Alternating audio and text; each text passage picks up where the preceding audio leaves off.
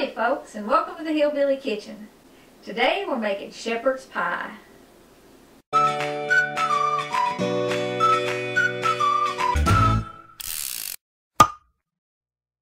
Okay, what we're actually making is cottage pie. Both of these recipes, shepherd's pie and cottage pie, have become commonly known as shepherd's pie. And there are probably a million variations of this. A true shepherd's pie has ground lamb in it. We're using ground beef today, and when you make this recipe with ground beef, it's generally called cottage pie, not shepherd's pie. But like I said, everybody calls it shepherd's pie, all of it. And this is one of those recipes that was intended to get you through hard times, so you can substitute just about anything in this. You can even do a vegetarian version of this and leave the meat out entirely. But if you've got some leftover roast, you can chop up your leftover roast, and you can use leftover roast in this recipe instead of the ground meat. Beef, pork, a lamb roast, anything will work. You can even use leftover chicken or turkey. Thanksgiving's coming up. You can substitute turkey in this recipe and make you a turkey shepherd's pie. But like I said, there's a million varieties of this, and this is just kind of my standard variety. Now, usually I use leftover mashed potatoes in this. But if you're going to make it all from scratch, you need about 4 or 5, these are just average sized potatoes. Any variety will work. You want about 1.5 pounds of potatoes. It's going to be about 4 cups once you chunk them up and boil them. And the only thing I'm going to put in my mashed potatoes is I'm going to put some butter, some milk, and some salt and some pepper. Now, you can season your mashed potatoes with a lot of different things. You can use heavy cream or half and half in them. You can put sour cream in them. You can put shredded cheese in them. You can put cream cheese in them. You can do all kinds of stuff. But when I make this, I serve the cheese and the sour cream on the side. So we're going to kind of scoot this over here a little bit because that's going on the table. Not everybody likes that, and when you make a dish like this that already has so many flavors blended, it's kind of a good idea to give some options on the side. Your meat, you can season it again however you want. Bell peppers are in season, so I have about half a chopped bell pepper and half a chopped onion. I also have a little bit of minced garlic, and this garlic is the stuff that you can get in the spice aisle in water. That is absolutely the best way to use garlic, because peeling and chopping fresh garlic is such a pain, and this is not very expensive. It's actually cheaper than buying fresh garlic. I'm going to use this and a little salt and pepper. Like I said, you can season it with anything you want.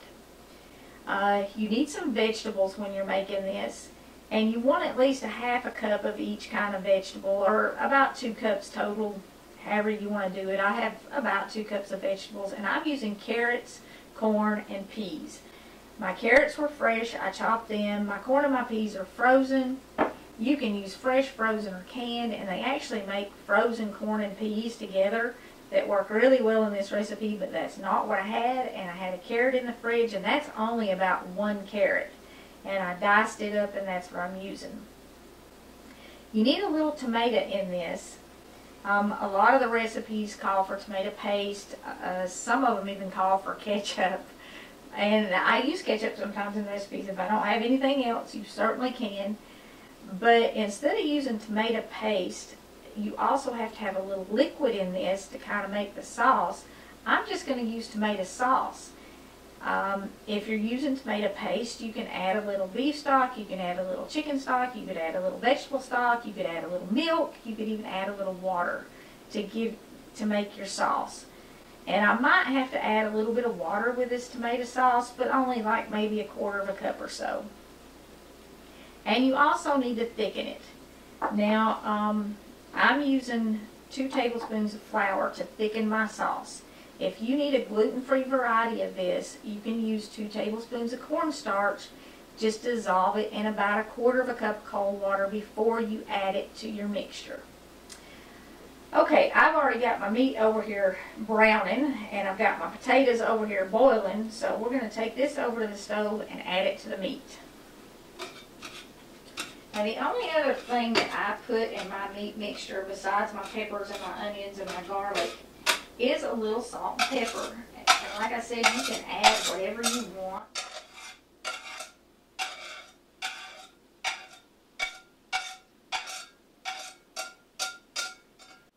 And you could even hold these peppers and onions and put them in when you put the rest of your vegetables in. But I like to cook mine a little bit better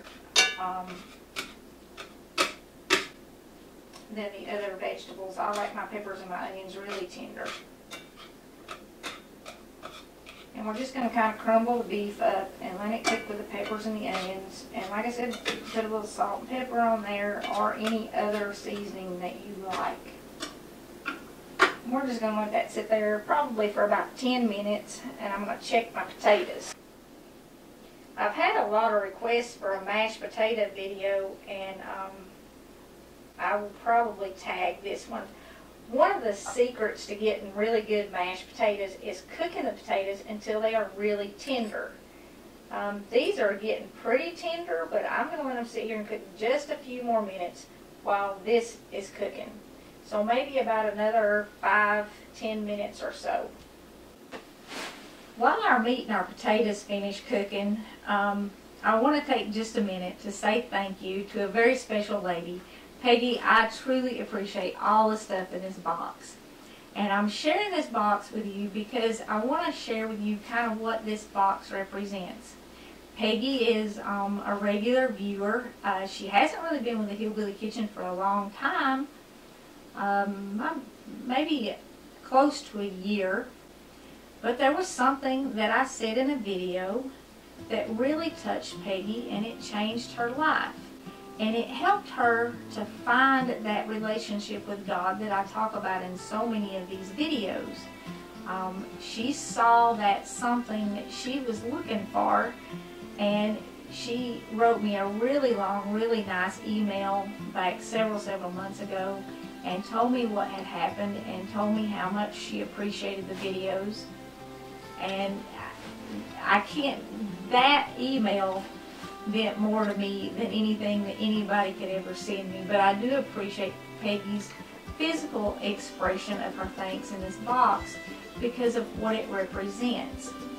You see, you never know when you're going to say something that's really going to touch somebody, because we are born needing God. We are born seeking God. I think it was Laszlo, he was a psychiatrist or psychologist, whatever, he came up with this hierarchy of needs, and love is at the very top. We cannot be complete, we cannot be whole, we cannot be happy unless we are loved. We don't even develop normally physically. It doesn't just affect our emotions and our psychological development, but it affects our physical development. We all need to be loved. And Jesus told us to love one another. That was his new commandment. That's what we are to do above everything else on this earth, is to love one another. And sharing your faith is how you love one another. But also it's with acts of kindness and appreciation. And a lot of us, me, I have a hard time when people give me things. I heard somebody once say, you can't really give until you learn how to receive. So I'm trying. Like I said, this was absolutely wonderful when I got it in the mail, and I appreciate that. But I think we all do need to learn how to receive gifts and receive love, because it is hard to give when you don't know how to take. I mean, that old expression, you got to take the good with the bad. Well, you got to learn how to take the good as well as give good. So I want to show y'all what Peggy did, because this is so thoughtful. She didn't just fill a box. I'll throw this over here. With any old thing. I did a couple videos where I cut corn off the cob, and I said they make a little gadget for doing that. So Peggy got me the gadget for doing that. because she made a note that I did not have that. She got me a really nice batter bowl for pouring large, mixing up stuff and pouring it out. And a lot of times you need that for recipes with large ingredients. I have a really big glass mixing cup that one of my daughters got me that I used, and it comes in so handy in videos, and so will this, but this has a lid on it. So the stuff that needs to sit in the refrigerator for a while, or if I do stuff ahead of time, like how sometimes I'll cut up the vegetables, even in this one I did stuff ahead of time, I can put a lid on it, put it in the refrigerator, and it won't turn brown. She sent me a very nice set of measuring cups and spoons. I cannot tell you how many measuring cups and spoons I lose. And I don't know how I lose so many of them, but I always need these.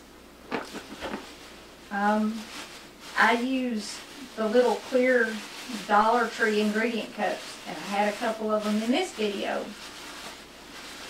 And Peggy sent me these really pretty little condiment cups, and I will be using them in some of the videos now.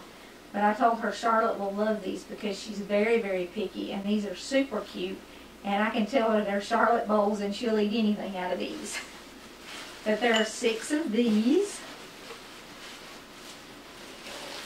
I mean, everything in here, she put so much thought into it. All the gadgets that I have hanging on my wall, Peggy noticed that I did not have a flat whisk. So she sent a flat whisk. I swear I think she must sit and zoom in on the stuff on my wall. And this cute little measuring cup.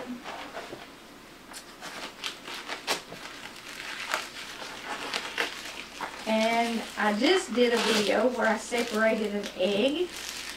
Peggy sent me a stainless steel egg separator. I use the old eggshell method. She sent this for my babies, Charlotte and Gabby. It has Bible stories and songs on it, and they both absolutely love to sing, so they're going to love this. And this one here scares me the most. She sent me 2 cookie scoopers. Now, I did a video probably 3 or 4 years ago, and I had to make like 250 chocolate chip cookies by the next day. I had sent Alex to get me a cookie scooper, and she wasn't home yet, but I filmed making those cookies, and I made 250 chocolate chip cookies with a broken cookie scooper. This one kind of scares me because, you know, God knows everything, including the future, and I'm afraid I'm going to have something come up where I have to have 2 cookie scoopers. Might be 1,000 chocolate chip cookies I have to do by the next day this time. But all this stuff was so thoughtful, and everything came from a different video or from some little something I'd said in a video. And that is how we manifest God's love for us through each other. What Peggy did actually shows me how much God loves me. Somebody in another state whom I have never met sent me cookie scoopers because I made chocolate chip cookies with a broken cookie scoop. God knows that, He sees that, and He provided that through someone else. And that's how He works.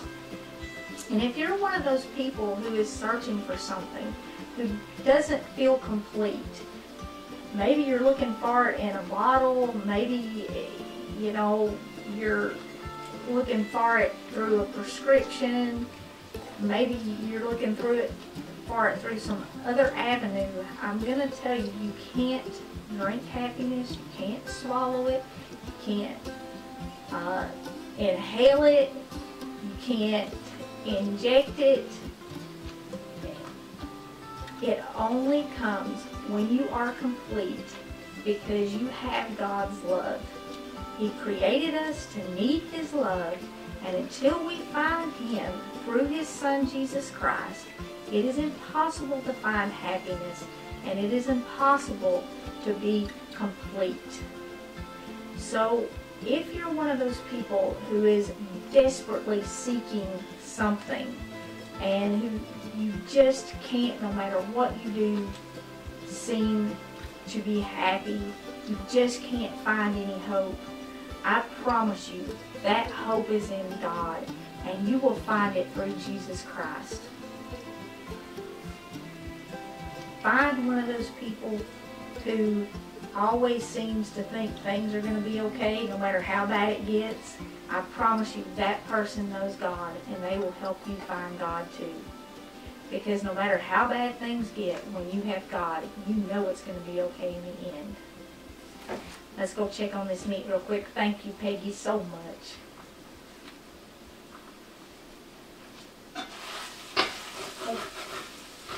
Okay, our meat's definitely done now, and our peppers and our onions have lightened up, so you can tell they're about done.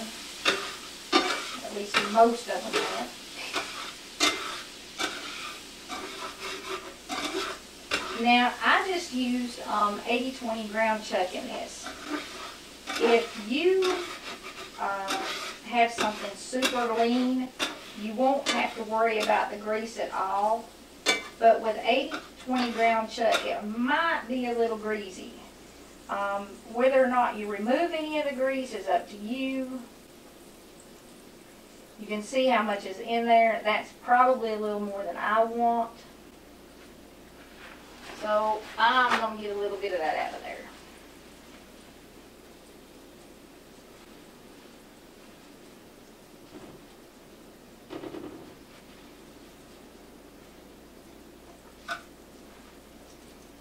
A lot of people tell me that they have trouble lifting skillets or even a big pan full of something that they're cooking. And this is a really easy way to get the grease out of your meat if you are having trouble lifting the pan. I've got arthritis myself, and occasionally I have a really bad flare-up in my wrist. And this has saved my dinner more than once.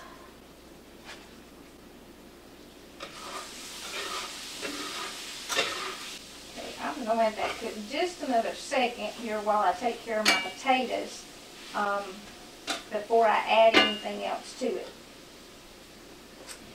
Now, the potatoes are done, and you can see they bust apart really easy there. I hope you can see that.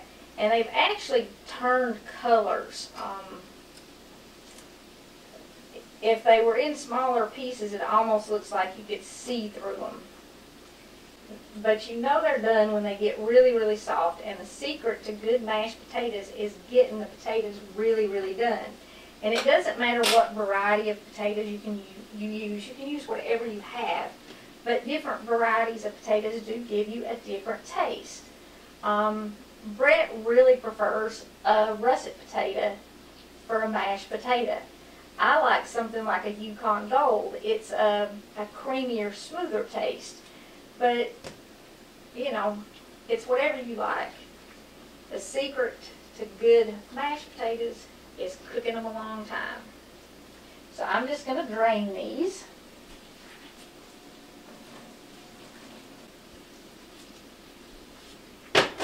You don't have to be fanatical about getting every last drop of water out of them.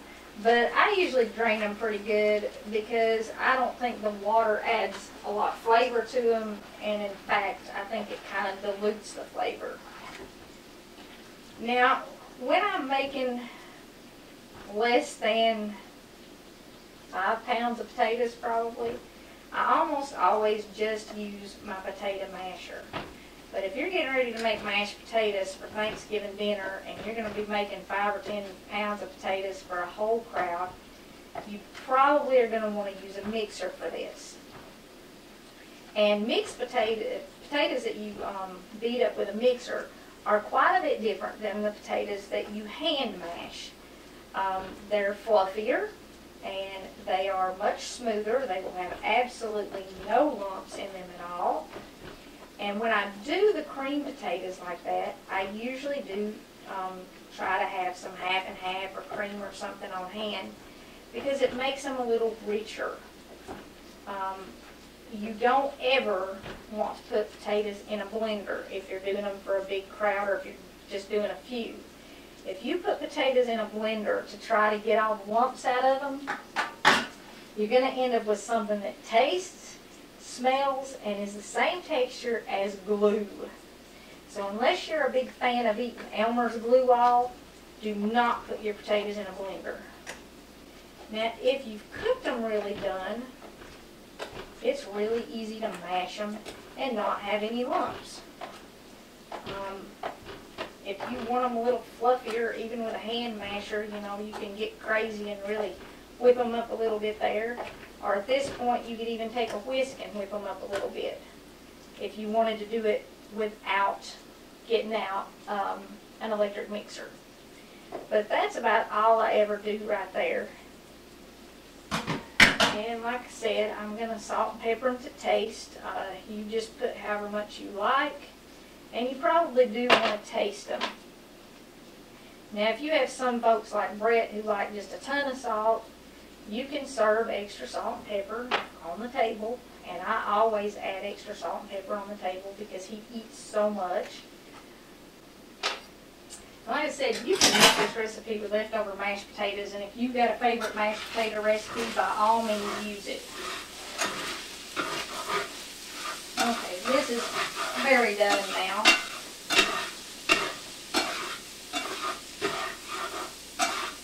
A lot of folks have also asked about using these cast iron skillets on glass top stoves because they don't recommend it. Well, you have to be very, very careful when you sit them down because they're so heavy. It would definitely be easy to bust the stove with the skillet. I'm sorry, I just dumped my flour in here.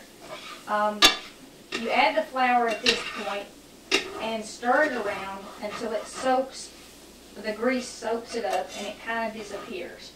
And that's what's going to thicken up your sauce in your shepherd's pie. We did this the same way when we did the sausage gravy, when we did the SOS. It's kind of the same way you make any gravy. You just dump that flour in the grease there and stir it around until all the grease soaks it up. And you don't need to take the meat out of the pan to do it or anything like that. And you don't need a ton of grease. Okay, now I'm going to add my tomato sauce. And I may have to add, like I said, a little bit of water. Kind of see how saucy it looks. And you can add whatever kind of liquid you want. Yep, I think I'm going to add just a little bit of water.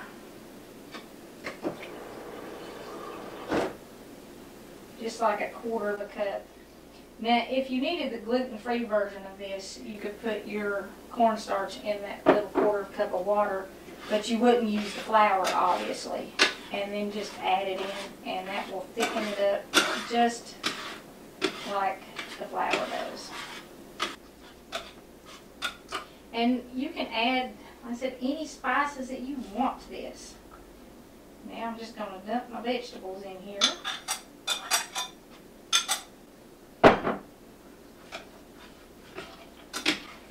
You have a lot of options for baking this.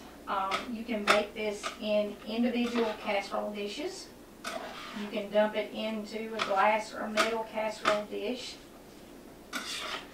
This does freeze well. If you wanted to freeze it, you could freeze just the filling. Or you can bake it, cover it with foil, and freeze the whole thing. This is going to serve about 4 or 5 people. And if you freeze it, if you bake it and then freeze it, you'll want to put it in a 350-degree oven for about an hour. Or thaw it out overnight and put it in a 350-degree oven for about 30 minutes to heat it. Leave the foil on it. Just cover it with foil, freeze it, and then when you take it out, leave the foil on it and heat it. To bake this, if you put it in a casserole dish, or if you decide to leave it in this, you're going to want to put it in about a 400-degree oven for about 30 minutes, maybe a little bit longer, until the edge of the tops of your potatoes are a little bit brown and it's kind of bubbling up around the edges. And I'm going to bake this in this. I have one in a casserole dish in the oven already, so you can see what it looks like. You can let it sit here and cook on top of the stove for a while if you want, to kind of soften up the carrots and everything, or you can just put it in the oven. Now, where I just put these carrots in here and it's not been in the oven at all, it would take a little bit longer to cook because the carrots won't be done in 30 minutes if I just pop it in there and then take it out. They'll still be crunchy. So if I put it straight in the oven and I didn't let it cook on top of the stove at all, I would probably want to leave it in the oven about 45 minutes. If you wanted to put the sour cream or the cheese in your potatoes before you cook it, you can mix them up in your mashed potatoes, or you can just sprinkle them on top after you add your potatoes. But I'm going to pretend like I had cooked this for about 15 minutes or so to soften up those carrots just a little bit. And I'm going to show you how to finish this. Like I said, it does freeze really well. This is one of those things that it's not a bad idea to have it in the freezer around the holidays for unexpected company, so you got something to pull out and have for dinner if people show up, or so you got something to pull out and have for dinner when you get home at 8 o'clock at night after you've been out doing some holiday activity. So either dump this in a casserole dish, or if you're using an iron skillet or oven safe pan, you're just going to top it with your potatoes.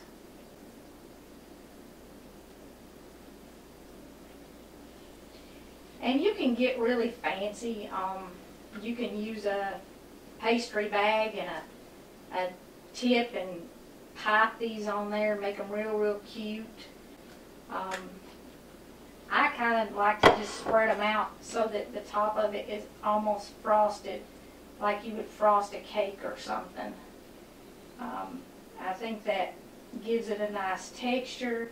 It looks good when it's done, whether you add cheese to it or not. And once you get the potatoes spread out on the top, you can sprinkle the cheese on top. You can also top it with stuff like parsley. I don't generally. It's kind of supposed to be a simple dish, and I don't see them even complicating it. And I don't like my potatoes smoothed out because I like to have some little peaks on there to brown. That makes it prettier. And that's all the work there is to it. You just throw everything in the pan and brown it. If you've got leftover mashed potatoes, this is a one-pot dish. Okay, after about 30 or 45 minutes in the oven, it's going to look like this. Now, of course, pans won't change, but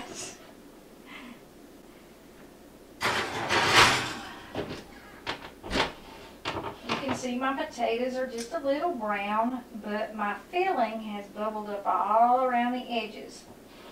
And you can sprinkle the cheese on top of it before you bake it. That is also pretty, and a lot of people really like the cheese, but not everybody does. And like I said, Bret's not a fan of it, so I've always served it on the side, even when the kids were smaller. They all like cheese. And if you're making it for kids, cheese is kind of a must.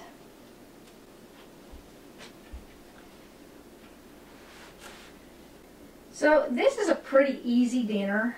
Very hard to mess this recipe up. Like I said, you can use whatever you have. Canned vegetables, fresh vegetables, frozen vegetables, whatever. Leftover mashed potatoes for sure. If you have the leftover mashed potatoes and stuff, you can have this thrown together pretty quick on a weeknight. And maybe make some of those mayonnaise rolls with it. The 15-minute mayonnaise rolls. Or serve it with some other kind of rolls. Serve it with a little cornbread. And you've got like the world's best comfort food that is pretty easy to make, and it doesn't take a long time. If you're making it all from scratch, you're only looking at a little over an hour from start to finish. But if you've got some of the stuff already left over, you've got frozen vegetables, much faster. Or if you want to pull it out of the freezer, you know, make a couple of them, freeze them, and then pull it out of the freezer. It's really nice to have something like this during the holidays. Just sit down and enjoy dinner. Before we leave, I don't know if y'all noticed my t-shirt or not. Oh, there it is. We are working on some t-shirt designs. I said that already. This is the first design that we've actually completed. We'll probably have maybe 3 or 4 designs. They'll all be kind of simple, and they will all either say put God first or Jesus is Lord and have the Hillbilly Kitchen. Probably going to do one maybe with a barn, and then do some that are just kind of abstract things that have the Jesus is Lord or put God first on them. And I'm working really hard on the cookbook. I'm hoping it's going to be ready for people to order before Christmas. It's coming along. But we appreciate all of you joining us in the Hillbilly Kitchen and being a part of this. I never dreamed that this would grow. I never dreamed that anybody would watch the first video. Y'all have really kind of given me a purpose in life, and you have certainly shown me the love that God has for His children. You've all just, you have manifest that and given me that, and I truly appreciate that. You all make me feel loved, and that is a wonderful feeling, and I hope that you get some of that back from me. Thank you for joining us. Thank you for being a part of the Hillbilly Kitchen. Please don't forget to click like and subscribe before you leave if you haven't already. And until next time, remember to put God first.